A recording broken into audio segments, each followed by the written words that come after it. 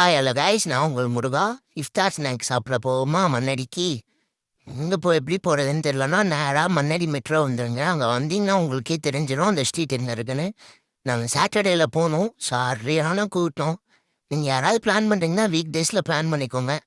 அதே மாதிரி கிட்ஸு அப்புறம் உங்களோட ஆர்னமெண்ட்ஸ் ஹோல்டிங்ஸ் எல்லாம் சேஃபாக வச்சுட்டு நல்லா சாப்பிட்டு என்ஜாய் பண்ணுறதுக்காக அந்த ஸ்ட்ரீட்குள்ளே உள்ளே போங்க. அந்த ஸ்ட்ரீட் லாஸ்ட்டில் போனீங்கன்னா ஹலீம் விற்பாங்க. ஓரளவுக்கு ஆவரேஜாக இருந்தது. மித்தபடி இந்த டிசைனான பீஸ்லாம் ஓகே தான். டிஃப்ரெண்ட்டாக இருந்தது. பட் அளவாக சாப்பிடுங்க வயசானவங்களாம்.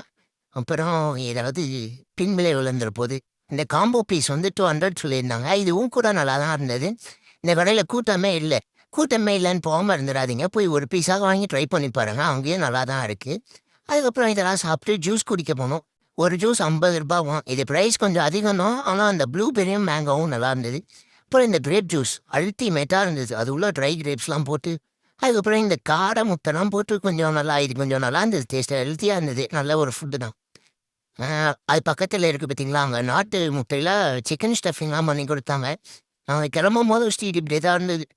அப்புறம் அப்படியே பீச் சைடில் போயிட்டு ஃபேமிலியாக கொஞ்ச நேரம் பீச்சில் உட்காந்துட்டு அப்படியே வீட்டுக்கு போகலான்னு யோசிச்சுட்டு அப்படியே போகிற வழியில் இந்த நினைவுகளாம் வீடியோ எடுத்துகிட்டு போய் உட்காந்தோடனே டக் ஆஃப் விளாட ஆரம்பித்தோம். நானும் என் தம்பியும் பஸ் விளாட ஆரம்பித்தோம். அப்புறம் அப்படியே செட்டு சேர ஆரம்பிச்சிட்டாங்க எல்லாரும்.